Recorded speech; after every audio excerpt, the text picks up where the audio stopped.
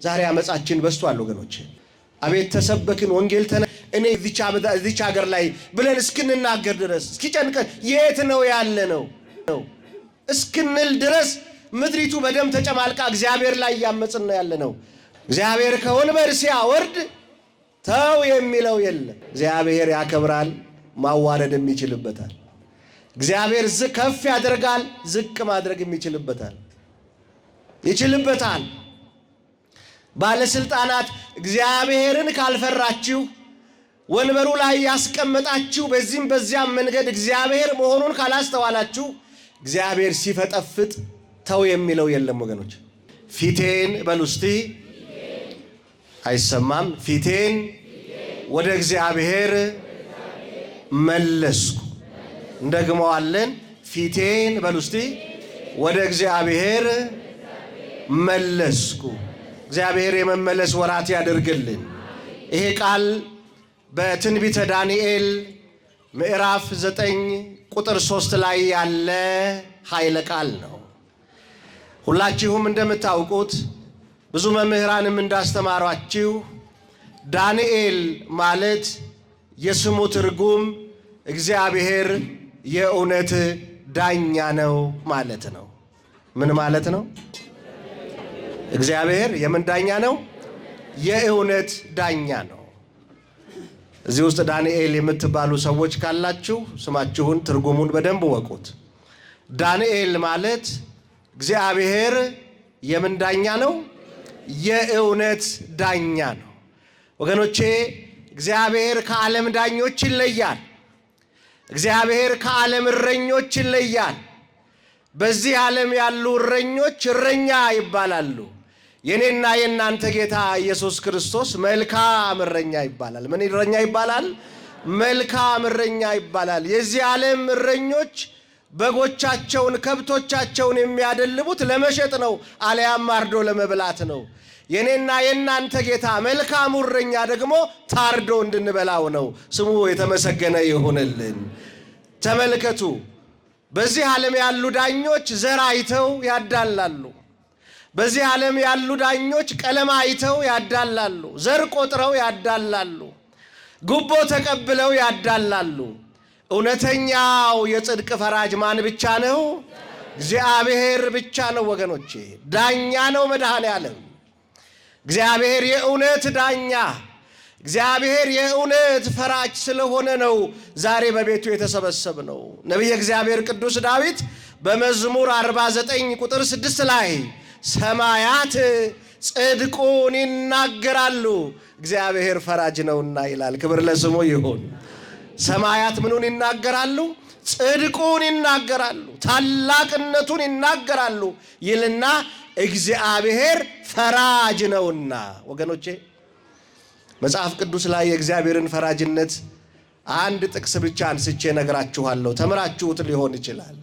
ትንቢተ ዘካርያስ ምዕራፍ 3 ከቁጥር 1 ጀምሮ ስታነቡ ይገርማችኋል። ፍርድ ቤት የምታውቁ ሰዎች ትክክለኛው ችሎት የጀመረው እግዚአብሔር ነው።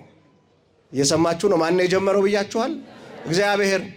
ዛሬ ምድር ላይ የምታዩትን የችሎት ስነ ስርዓት ትንቢተ ዘካርያስ ምዕራፍ 3 ከቁጥር 1 ጀምሮ እስከ 5 ታዩታላችሁ። እንዲህ ይላል፣ ታላቁ ካህን ኢያሱ በእግዚአብሔር መልአክ ፊት ቁሞ አየሁት ይላል። በማን መልአክ ፊት አለ? በእግዚአብሔር መልአክ ፊት ቁሞ አየሁት ይልና ከሳሽ ሰይጣንም በኢያሱ አጠገብ ቆሞ ነበር።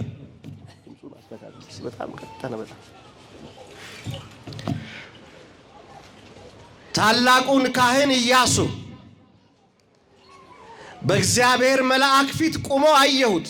ከፊት መልአክ ቆሟል። ደግሞ ኢያሱ የእግዚአብሔር ካህን ቆሟል።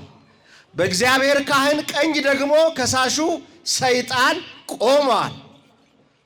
ፍርድ ቤት የቆማችሁ ሰዎች ታውቃላችሁ። የችሎት ስነ ስርዓት አስከባሪ ወታደር ከፊት ለፊት አለ። ተከሳሽ በግራ ይቆማል፣ ከሳሽ በቀኝ ይቆማል። ከዚያ በኋላ ነው ዳኛው የሚመጣው። የእግዚአብሔር መልአክ የችሎቱ ስነ ስርዓት አስከባሪ ነው። ተከሳሽ ኢያሱ ነው፣ ከሳሽ ሰይጣን ነው። እስቲ መልሱልኝ፣ ማን ነው አልኳችሁ? ከሳሽ በደንብ ተናገሩ። ማን ነው ከሳሽ? ማን ነው ከሳሽ? ከሳሽ አትሁኑ ወገኖቼ። ከሳሽነት የሰይጣን ነው።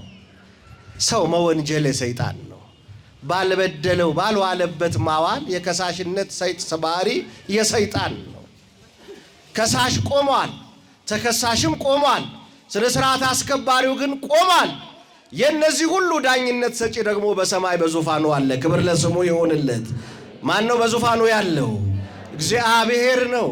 ወገኖቼ ከሳሽ ሲበዛባችሁ ያለ በደላችሁ ሲከሷችሁ ግድ የለም ዳኛው በዙፋኑ አለ በሉት። እግዚአብሔር አለ በዙፋኑ፣ የሚፈርደው በዙፋኑ አለ። ባልዋላችሁበት ሲያውሏችሁ፣ ባላደራችሁበት ሲያሳድሯችሁ፣ ያልበደላችሁትን በደለኛ ሲያደርጓችሁ፣ ከሳሽ በዙሪያችሁ ሲሆን ዳኛው በዙፋኑ አለ በሉ። ሁልጊዜ የሚገርም ነው። ዳኛው በዙፋኑ አለ። ሰይጣን ከሳሽ ታላቁን የእግዚአብሔርን ካህን ከመክሰሱ በፊት እግዚአብሔር ተናገረ ይላል። እግዚአብሔር ይናገርላችሁ ለእናንተም፣ እግዚአብሔር ይቅደምላችሁ ለሁላችሁም። እግዚአብሔር ቀደመና ከሳሽ ሰይጣንን እንዲህ አለው። ይህንን የእግዚአብሔርን ቃል ሁላችሁም እናንተም በሉ። የእግዚአብሔር ቃል ማለት መማማር እንጂ እናንተ አድማጮች እኛ ተናጋሪዎች ብቻ መሆን የለብንም። እግዚአብሔር እንዲህ አለ። እስቲ አንተ ሰይጣን በሉ፣ ሁላችሁም በደንብ በሉ። አንተ ሰይጣን እግዚአብሔር ይገስጽህ፣ ኢየሩሳሌምን በሉ የመረጠ አምላክ ይገስጽህ። የሚረብሸንን ሰይጣን እግዚአብሔር ይገስጽልን። ትዳራችንን የሚበጠብጠውን ሰይጣን እግዚአብሔር ይገስጽልን። በሰላም ወጥተን እንዳንገባ እንቅፋት የሚሆንብንን ሰይጣን እግዚአብሔር ይገስጽልን። ዘረኛ ያደረገንን ሰይጣን እግዚአብሔር ይገስጽልን። ፍቅር ያሳጣንን፣ ስምምነት ያሳጣንን፣ እንዳንጸልይ፣ እንዳንጾም፣ እንዳንበረከክ፣ ወደ እግዚአብሔር እንዳንቀርብ ያደረገንን ሰይጣን ማን ይገስጽልን? ይገስጽልን መድኃኔዓለም።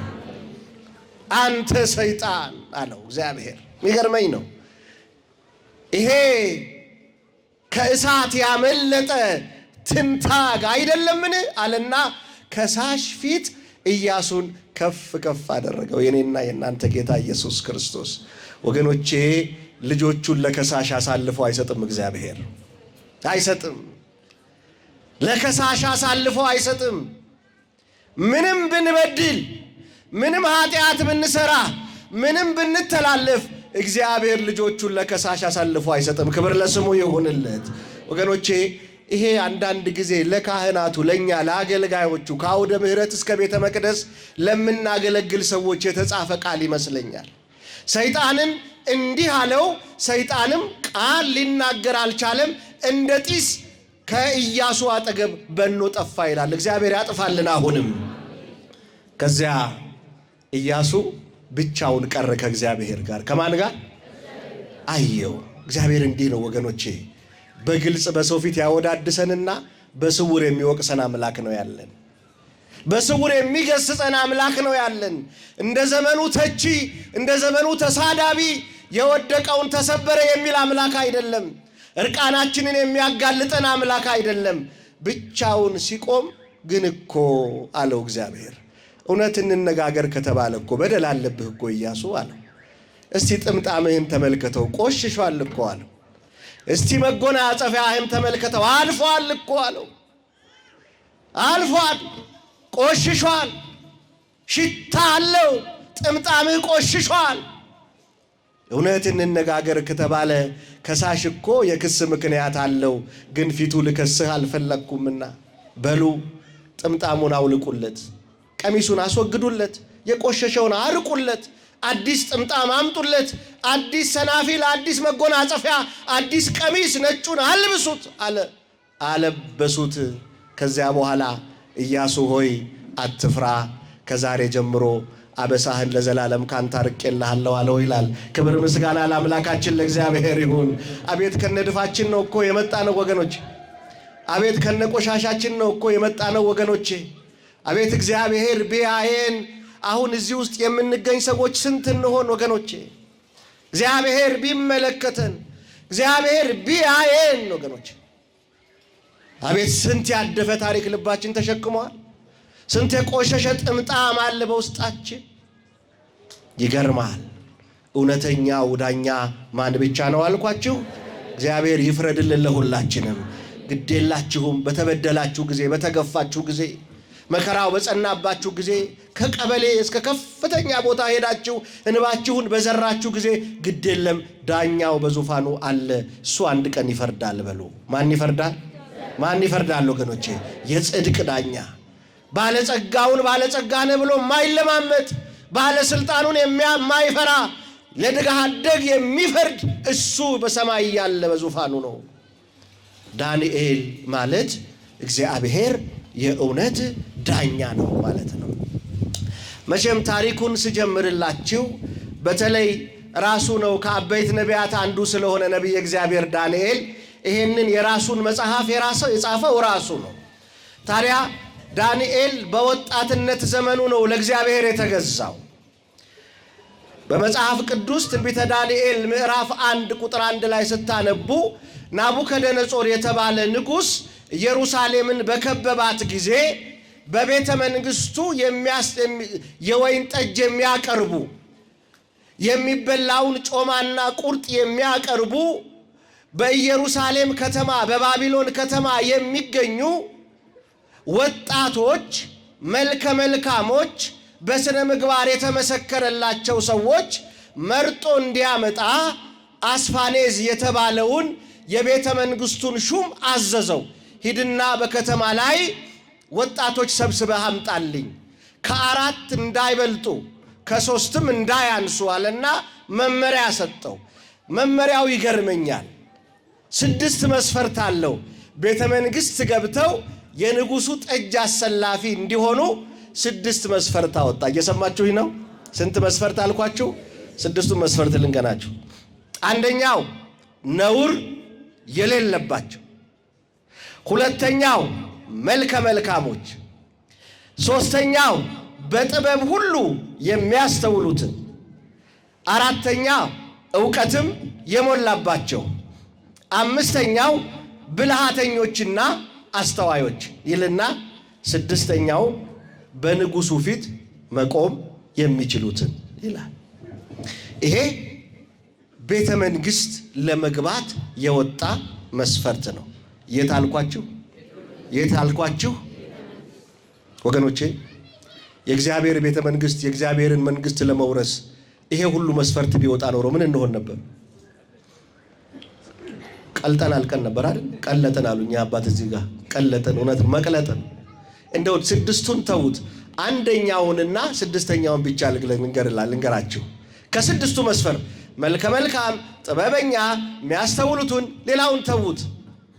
ስንት አፍንጫ ጎራዳ ስላለ፣ ስንት ሰልካካ፣ ስንት አጭር፣ ስንት ረጅም ስላለ፣ ስንት ጥበብ የጎደለው ስላለ እሱን ተውት። 2ቱን ብቻ ልንገራችሁ፣ አንደኛና 6ኛ ላይ ያለውን። አንደኛው ነውር የሌለባቸውን ይላል። ምን የሌለባቸውን? ምን የሌለባቸውን? የእግዚአብሔርን መንግስት ለመውረስ እግዚአብሔር ነውር የሌለበት ብቻ እየተመረጠ ይግባ ቢባል ተውት። የእግዚአብሔርን ቤተ መቅደስ ተውት፣ የሰማዩን ቤት ተውት፣ መንግስተ ሰማያትን። እዚህ ደብረ ብስራት ቅዱስ ገብርኤል ገብቶ ለማስቀደስ ነውር የሌለበት በሐልዮ በገቢር በነቢብ ኃጢአት ያልሰራ ያልበደለ ብቻ ገብቶ ያስቀድስ ቢባል ወገኖቼ እዚህ ውስጥ ሰው ይገኛል? ቀዳሽ የለ፣ አስቀዳሽ የለ፣ ሰባኪ የለ፣ ተሰባኪ የለ።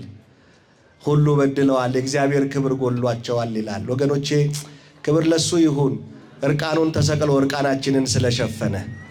አቤቱ እንደ ቸርነትህ እንጂ እንደ በደላችን አይሁን የምንለው እኮ ለዚህ ነው። በከመ ምሕረትከ አምላክነ ወአኮ በከመ አበሳነ። ቤተ ክርስቲያን ሁል ጊዜ የምታውጀው በደላችን፣ ነውራችን፣ መተላለፋችን ብዙ ነው። የሰራነው ኃጢአት ብዙ ነው።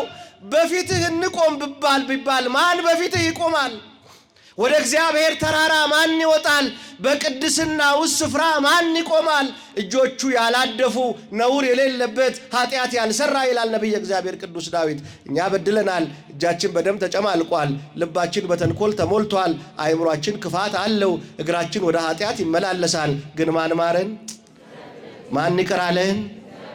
እስመ ለነ ለኃጥአ ለእመ መሐርከነ ውእተ አሚረ ትሰመይ መሐሪ።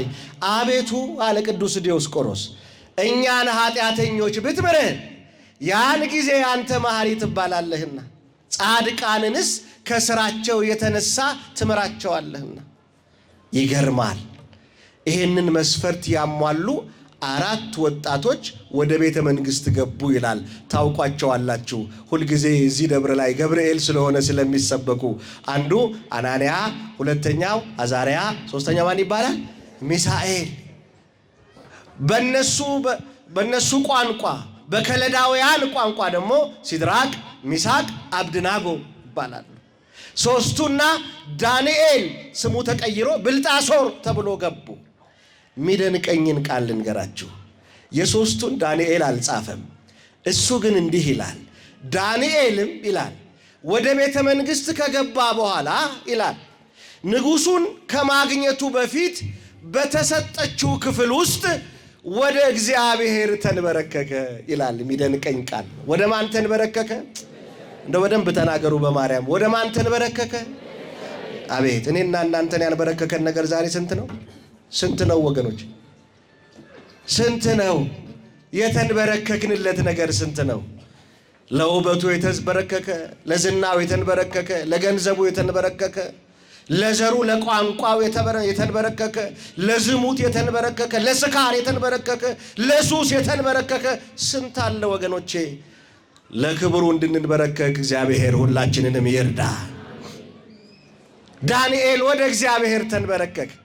ተንበርክኮ አንድ ቃል ጸሎት ጸለየ። እንዲህ አለ፣ ጌታ ሆይ አለ። የሚገርመኝ ነው። ጌታ ሆይ በቤተ መንግሥቱ መብልና መጠጥ እንዳልረክስ አለ። እየሰማችሁኝ ነው?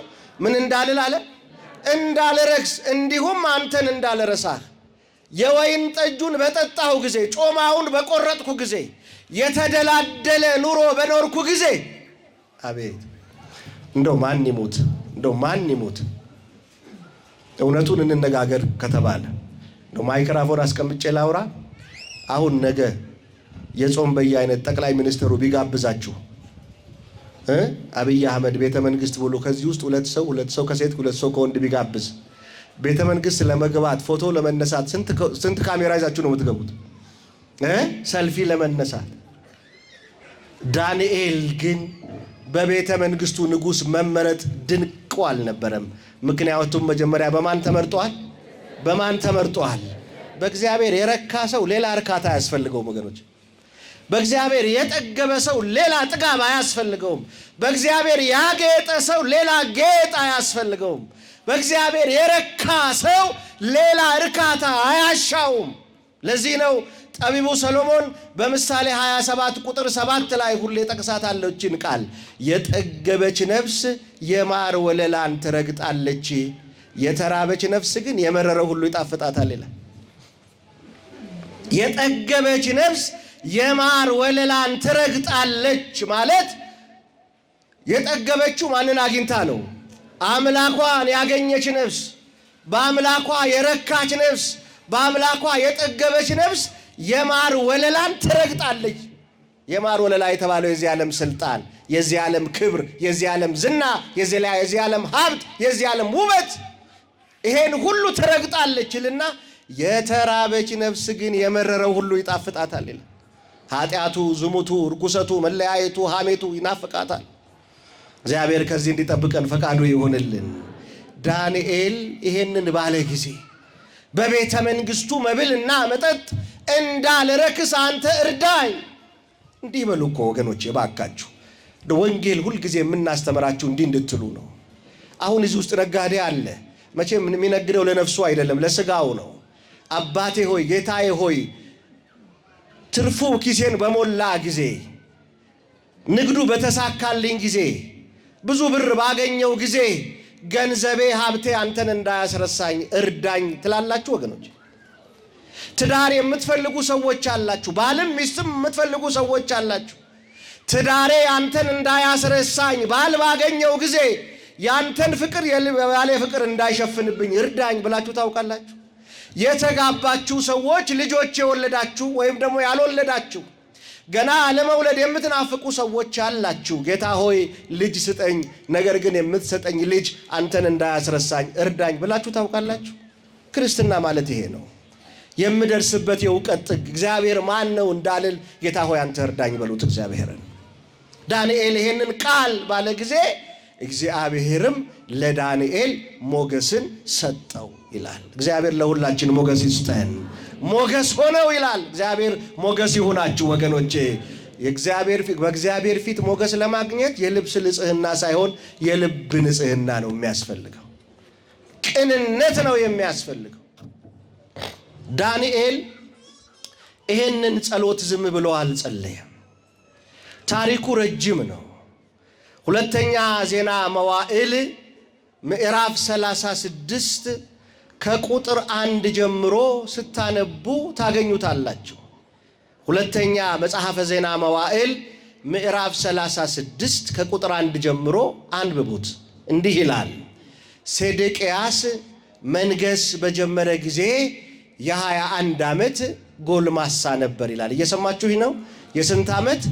በእስራኤል ላይ መንገስ በጀመረ ጊዜ የ21 ዓመት ጎልማሳ ነበር። እስራኤልንም ለ11 ዓመት ገዛ፣ አስተዳደረ። ልክ ዕድሜው 32 ዓመት ላይ ሲደርስ ሰው ዕድሜ ሲጨምር እየበሰለ ይሄዳል ወይስ እንጭጭ እየሆነ ይሄዳል? እንደው በማርያም ንገሩኝ። ምን እየሆነ ይሄዳል? ምን እየሆነ ይሄዳል? ዛሬ ወጣቱ ቤተ ክርስቲያን ነው፣ ሽማግሌው መጠጥ ቤትም። ዛሬ ወጣቱ ያነጥፋል፣ በየታቦታቱ ምንጣፍ እየተሸከመ አቧራ እየለበሰ ለታቦቱ ምንጣፍ ያነጥፋል፣ አስፋልት ይጠርጋል፣ አስፋልት ያጥባል።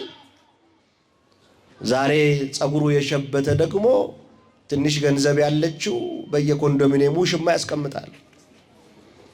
እግዚአብሔር ከዚህ ክፉ ዘመን ይጠብቀን ወገኖቼ። የለም እኮ አሁን እዚህ ውስጥ ብንቆጥር ጥቂት ናቸው አረጋውያን ጎልማሶች። የለም ብዙ ሰው የለም። እግዚአብሔር የሕፃናቱን ልብ ወደ አዛውንቱ፣ የአዛውንቱን ልብ ወደ ሕፃናቱ አደርጋለሁ እንዳለ ዛሬ ሰው ዕድሜ እየጨመረ ሲመጣ ወደ እግዚአብሔር ይቀርባል እንጂ ከእግዚአብሔር ይርቃል ወገኖች። ዛሬ ከእግዚአብሔር የሚርቅ ትውልድ ዕድሜው እየጨመረ እየበሰለ ሲመጣ ወደ ምሕረቱ አደባባይ ይቀርባል እንጂ እንዴት ይርቃል ወገኖች? ይሄም ሰው ዕድሜው 32 ዓመት ሲሞላው አምላኩ እግዚአብሔር ላይ አመፀ ይላል መጽሐፉ። ወገኖቼ ስልጣን የማን ነው? ማክበር የማን ነው? ይሄ ሰው ያመፀ፣ በአምላኩ ላይ ያመፀ። የሚገርመኝ ቃል ሕዝቡም ካህናቱም በአምላካቸው በእግዚአብሔር ላይ አመፁ ይላል። ሕዝቡም ይላል ካህናቱም በእግዚአብሔር ላይ አመፁ። ያን ጊዜ እግዚአብሔር ከሰማይ ተቆጣ ይላል። ቁጣውን ወደ ምሕረት ይመልስልን መድኃኔዓለም። ወገኖቼ የአመፅ ደሞዙ ከባድ ነው፣ ከባድ ነው። መጽሐፍ ቅዱስ ስለ አመፅ ደሞዝ ሲነግረን ትንቢተ ኢሳይያስ ምዕራፍ 1 ቁጥር 5 ላይ ቁልጭ አድርጎ ያስረዳል።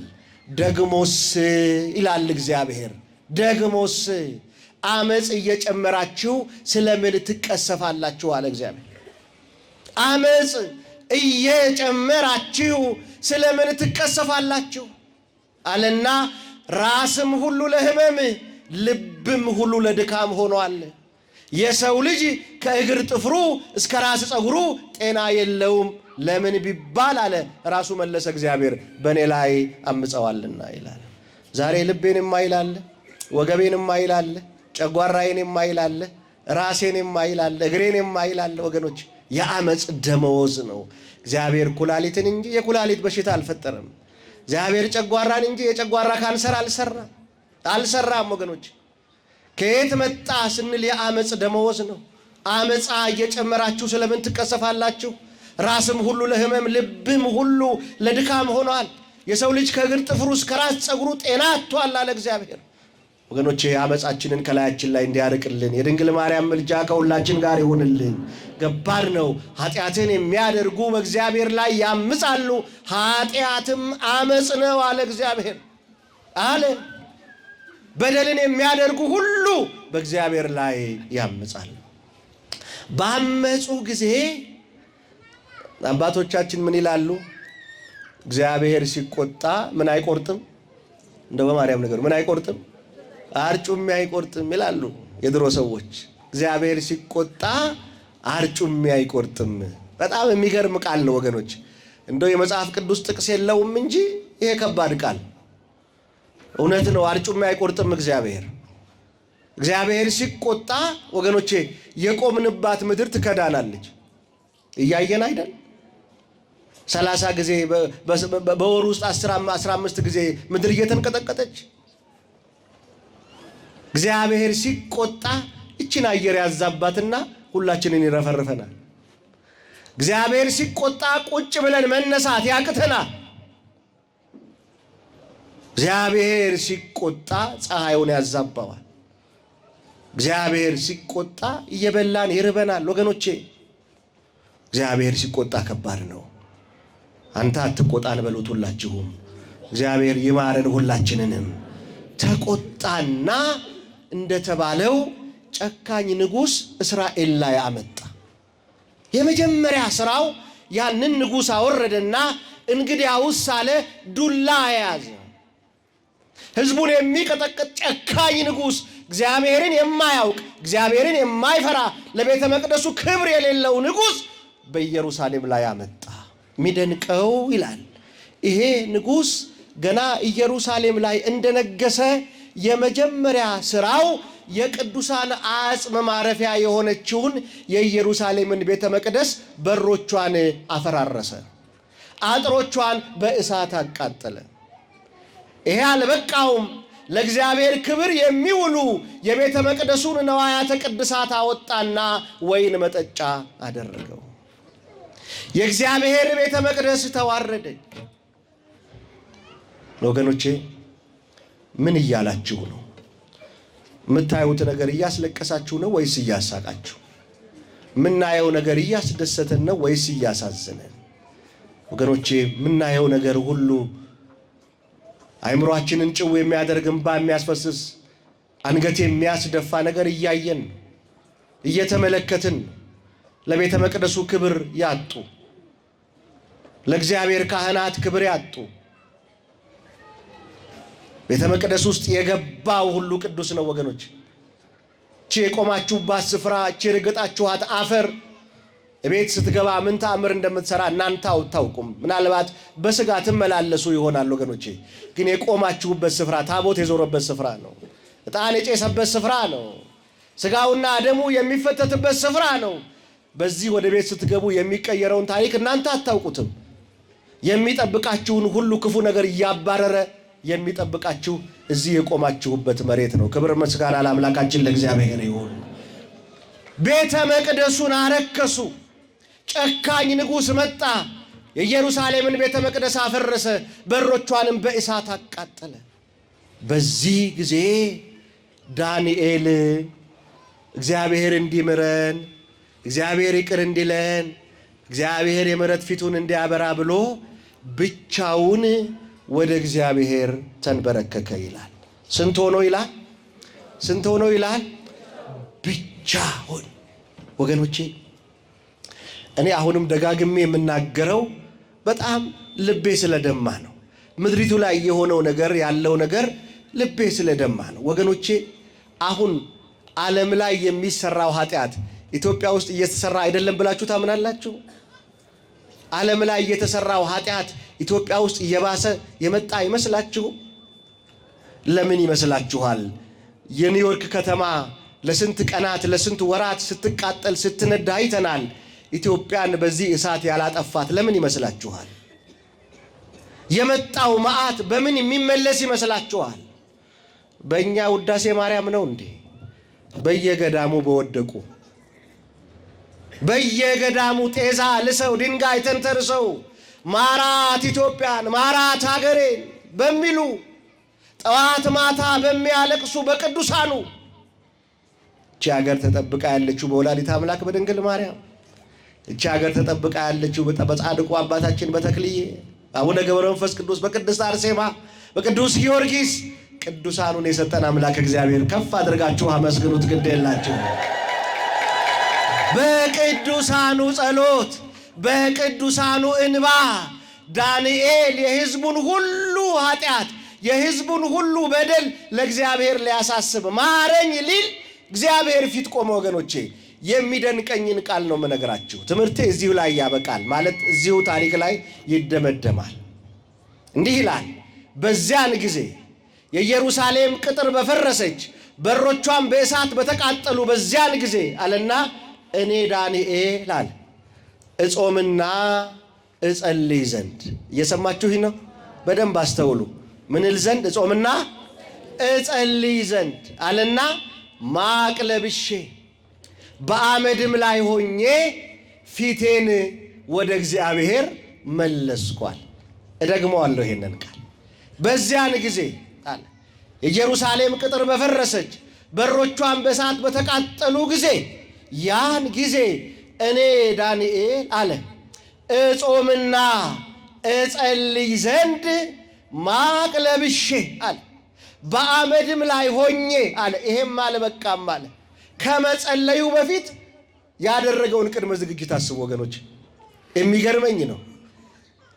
ለካ ከመርካቶ ገዝተን ዝም ብለን መዝገበ ጸሎት መጸለይ የለብንም። ለካ ውዳሴ ማርያም ስለያዝን ብቻ እሁድ የሚጸለይ ሰኞ የሚጸለይ አምላክን የወለደች የድንግል ማርያም ምስጋና ቅድስት ሆይ ለምኝልን ማለት የለብንም። ለካ ከመጸለይ በፊት የሚያስፈልግ ቅድመ ሁኔታ አለ። ዳንኤል እንደነገረን እጾምና እጸልይ ዘንድ ማቅ ለብሼ በአመድም ላይ ሆኜ ፊቴን ወደ ማን መለስኩ አለ? በደንብ ተናገሩ። ወደ ማን መለስኩ አለ? ወገኖቼ እንደ ኦርቶዶክሳውያን እንደኛ ማን ነው የሚጸልይ? አቤት ሱባኤ የምንገባው እኛ፣ ሰዓታት የምንቆመው እኛ፣ ማህሌቱን የምንቆመው እኛ፣ ኪዳን የምናደርሰው እኛ፣ ገዳም ለገዳም የምንዞረው እኛ፣ ደጇ ላይ ስንንከባለል የምንውለው እኛ፣ ግንባራችን እስኪያብጥ ጉልበታችን እስኪደማ የምንሰግደው እኛ። ምን ነው እንባችን አልቆም አለ ታዲያ? ምን ነው ጥያቄያችን አልመለስ አለ ታዲያ? ምን ነው ካቀረቀርንበት ቀና ማለት አቃተን ታዲያ? ምን ነው? ለምን ይሆን እግዚአብሔር አልሰማን ያለ?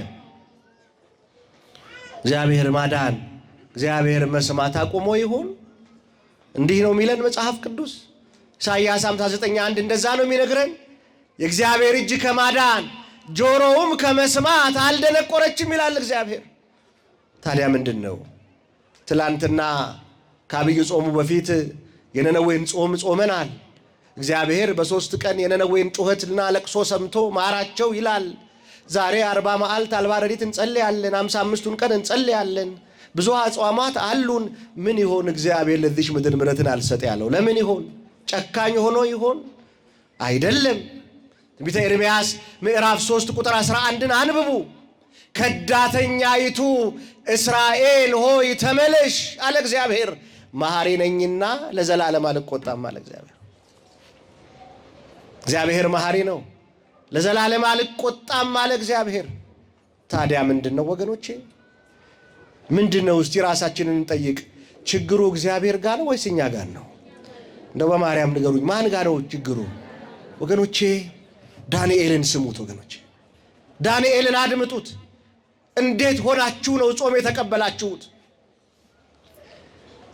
እንዴት ሆናችሁ ነው ሁዳዴን የተቀበላችሁት? ይህንን ታላቅ ጾም የተቀበላችሁት?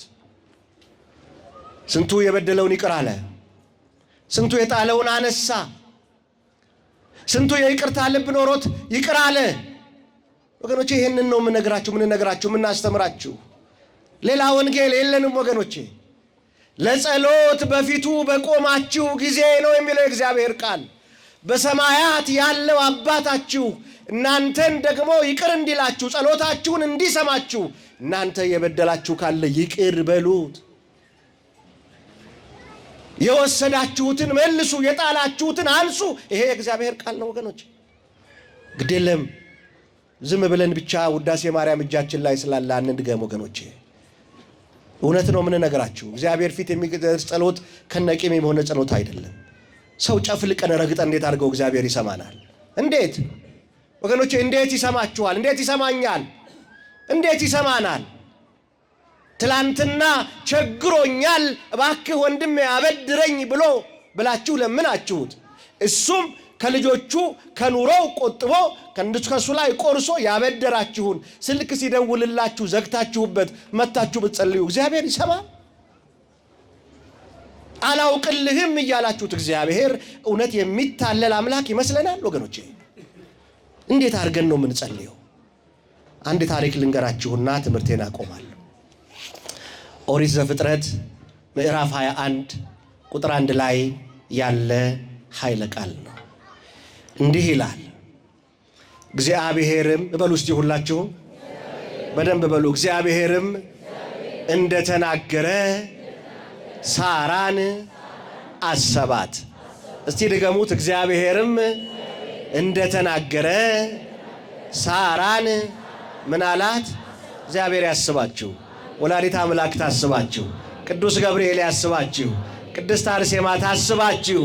እግዚአብሔርም እንደተናገረ ወገኖቼ፣ እንደተናገረ የሚፈጽም ማን ብቻ ነው? አቤት ስንት ሰው ሞቁ ብሎት ቃል ገባላችሁ። ስንት ሰው የጠበቃችሁ ሰዎች የላችሁ? እገሌማ እያለልኝ እኔ ችግር የለብኝም ያላችሁ ሰዎች የላችሁ? ልጆቼማ እያሉልኝ ያላችሁ ሰዎች የላችሁ? ግድ የላችሁም። ልጆቻችንም ሰዎች ናቸው። የጠበቅናቸውም ሰዎች ናቸው። ከሰው አትጠብቁ። ከማን ጠብቁ? ከእግዚአብሔር ብቻ ጠብቁ። ግድ የላችሁም። ከሰው አትጠብቁ። መጽሐፍ ቅዱስ በሰው የሚደገፍ ሥጋ ለባሹንም ክንዱ የሚያደርግ የተረገመ ይሁን ይላል መጽሐፍ። ከሰው አትጠብቁ። ሰው ሞቅ ሲለው ቃል ይገባላችኋል። መፈጸም ሲያቅተው ገና ከሩቅ ሲያያችሁ መንገድ ይቀይራል። የተናገረውን በደቂቃ የተናገረውን በሰከንድ ሳያዛንፍ የሚያደርግ የድንግል ማርያም ልጅ ኢየሱስ ክርስቶስ ብቻ ነው። ክብር ለስሙ ይሁንለት። እሱ ብቻ ነው ወገኖቼ። እግዚአብሔር ነው። መጽሐፍ ምን ይላል? እኔ እግዚአብሔር ነኝ ይላል። እናገራለሁ፣ የምናገረውም ቃል ይፈጸማል፣ ደግሞም አይዘገይም አለ እግዚአብሔር። ተመልከቱ። ለዚህ ነው አባቶቻችን ወንጌል ካነበቡ በኋላ ምን ይላሉ? ሰማይና ምድር ያልፋል፣ ምኔ ግን አያልፍም። ምኔ ግን አያልፍም። እግዚአብሔር ለቃሉ ታማኝ ነው ወገኖቼ። አንድ ቀን ቃሉን አጥፎ አያውቅ። ጠብቁት እግዚአብሔርን፣ እሱ ለቃሉ ታማኝ ነው። እንደተናገረ አደረገላት። ለሳራ ሰጣት። በ90 ዓመቷ እግዚአብሔር ልጅ አስታቀፋት። መቼም ይችን ታሪክ ሁላችሁም ታውቃላችሁና ወንጌል ማንበብ ስለማይጠበቅባችሁ ይሄን ለማወቅ ልጅ ሰጣት እግዚአብሔር። እግዚአብሔር ከተፈጥሮ በላይ ነው። እግዚአብሔር ከሳይንስ በላይ ነው። እግዚአብሔር ከቴክኖሎጂው በላይ ነው። በሰው ልማድ፣ በሰው ቋንቋ፣ በሰው ብሂል አንዲት ሴት ከ45 ዓመት በላይ ትወልዳለች እንዴ? አትወልድም። ግን ለማን ይቻላል? ለማን ይቻላል? ወገኖቼ ይችን ቃል ያዙ። ለሰው የማይቻል ለማን ይቻላል? ለሰው የማይሆን ለማን ይሆናል? ለሰው ያቃተ ለማን ይቻላል? በቃ ለእግዚአብሔር የሚሳነው ነገር የለም ወገኖች። አሁን ያለባችሁን ችግር እግዚአብሔር ከዘመናት በፊት መፍትሄውን አስቀምጦታል። አሁን እናንተ አልወጣውም ያላችሁትን ችግር እግዚአብሔር ከ1000 ዓመታት በፊት መፍትሄውን አስቀምጧል። ግን መከራው እንድትማሩበት ነው። ለቅሶው እንድትማሩበት ነው። ችግሩ እንድትማሩበት ነው። ውጣ ውረዱ ትምህርት እንድናገኝበት ነው። ምክንያቱም መጽሐፍ ምን ይላል? ሥርዓትህን እማር ዘንድ ያስጨነከኝ ለበጎ ሆነልኝ ይላል እግዚአብሔር ቃል። እኔ ይህን ቃል ልነግራችሁ አይደለም። ሳራ ይላል ይስሐቅም ጡት መጥባት ባቆመ ጊዜ ድግስ ደገሰች ይላል። እየሰማችሁኝ ነው? ምን ደገሰች? ድግስ። ለክርስትና አይደለም፣ ለልደት አይደለም። ጡት መጥባት ሲያቆም ድግስ ደገሰች። ታሪኩን ነው የምነግራችሁ። ሰው ተጠራ እንደናንተ ድንኳን ውስጥ ተሰበሰበ። ሰው ይበላል ይጠጣል። ሳራ ቁጭ ብላ አንድ ነገር ትታዘባለች። አብርሃም እየዞረ ብሉልኝ ጠጡልኝ ይላል። ሳራ ግን ቁጭ ብላ አንድ ነገር ታያለች። የምታየው ምንድን ነው? እስማኤልና ይስሐቅ ሲጣሉ ሲታገሉ ታያለች። ቆማ ቁጭ ብላ እስማኤልም ይስሐቅን ሲጥለው፣ ይስሐቅም ሲያለቅስ፣ እስማኤልም ሲስቅ አየች። በዚህ ጊዜ አብርሃምን በጥቅሻ ጠራችው፣ ቀጭን ትእዛዝ ሰጠችው። ይሄ ልጅ ይሄ ከሌላ ቦታ ያመጣኸው የወለድከው ከአጋር ያመጣኸው ልጅ ከኔ ጋራ ከልጄ ጋራ በዚህ ቤት ይኖር ዘንድ አይችልምና ልጁን ከእናቱ ጋራ ስደድልኝ አለችው። አብርልኝ አለችው። አብርሃምም ጎንበስ ያለ ይመስላል። መቼም ታሪኩ መጽሐፍ ቅዱሱ አልነገረንም እንጂ በስዕላዊ መንገድ እሺ እመቤቴ ያላት ይመስላል። ትእዛዙን ተቀበለና በአገልግል ፍትፍት በኮዳ ውሃ ሰጠና ሸኛቸው። እግዚአብሔር ወደሚወስድሽ መንደር ሂጂ፣ ከዚህ በኋላ በዚህ ቤት ትኖሪ ዘንድ አልተቻለም። ሕፃኑን በጀርባዋ ላይ ያደረገች፣ በአገልግል ፍትፍት በኮዳ ውሃ ተሰጣት፣ ይዛ ሄደች። ያንን የአገልግል ፍትፍት ያንን የኮዳ ውሃ በየመንገዱ ሲርባቸው ሲበሉ ሲጠማቸው ሲጠጡ ጭው ባለ በረሃ ይላል። ትረካ ነው የሚመስለው መጽሐፉ። ጭው ባለ በረሃ የሚላስ የሚቀመስ በሌለበት በረሃ ለመጠለያ እንኳን ይላል አንዲት ዛፍ በሌለበት በረሃ አቧራው እንደ ጭስ በሚሞንበት በረሃ የአገልግሉ ፍትፍት የኮዳውም ውሃ አለቀ ይላል። ወገኖቼ የሰው ስጦታ ያልቃል፣ የማንም አያልቀው። ክብር ምስጋና ለስሙ ይሁንለት። የእሱ አያልቅም። ወገኖች እስቲ ንገሩኝ፣ ጤናችሁ ዋጋው ስንት ነው? ሰላማችሁ ዋጋው ስንት ነው? ልጆቻችሁ ዋጋቸው ስንት ነው? ቁጭ ማለታችሁ ዋጋው ስንት ነው?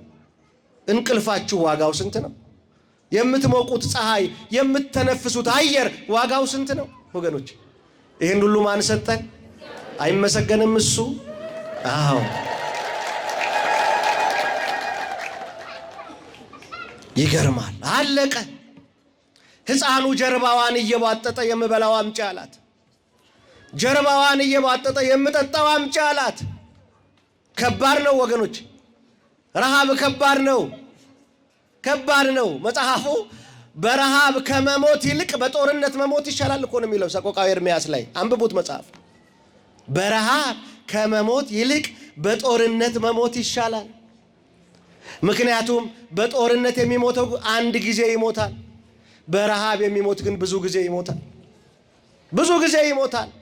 የረሃብን አስከፊነት መጽሐፉ ሲገልጥ ምን እንደሚል ታውቃላችሁ? ያስደነግጣል። በረሃብ ምክንያት ይላል ደጋግ እናቶች ልጆቻቸውን ቀቅለው በሉ ይላል። ሰቆቃወ ኤርምያስ ምዕራፍ 4 ቁጥር 9 ላይ አንብቡት። ይሄ ክፉ ዘመን አልፏል። እግዚአብሔር ይህን ዘመን አያምጣብን። ጨነቃት፣ የእናት አንጀት አልችል አለ። አይኗ እያየ ከሚሞትብኝ አለችና ከጀርባዋ ላይ አነሳችና አቧራው ላይ ጣለችው። ከዛ ትሮጣለች፣ ትሮጥና ስትቆም የልጇን ድምፅ ትሰማለች። አሁንም ትሮጣለች፣ ትቆማለች፣ የልጇን ድምፅ ትሰማለች። አሁንም ትሮጣለች።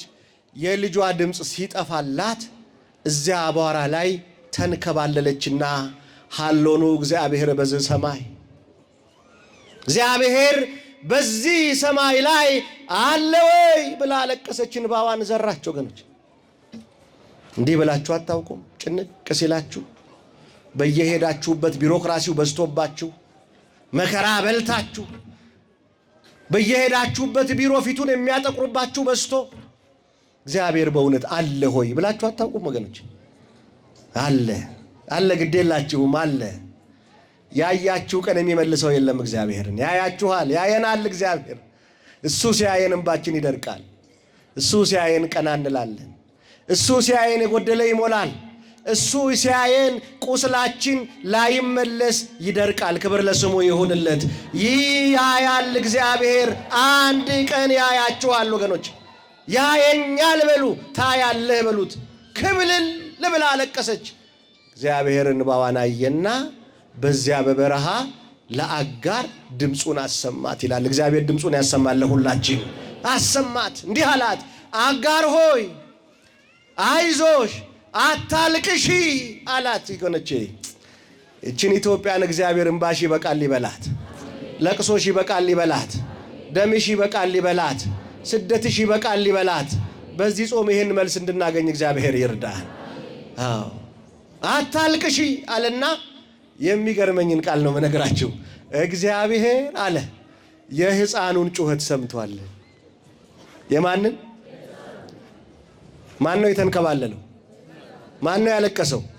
ግን የማንን ሰማ? እግዚአብሔር።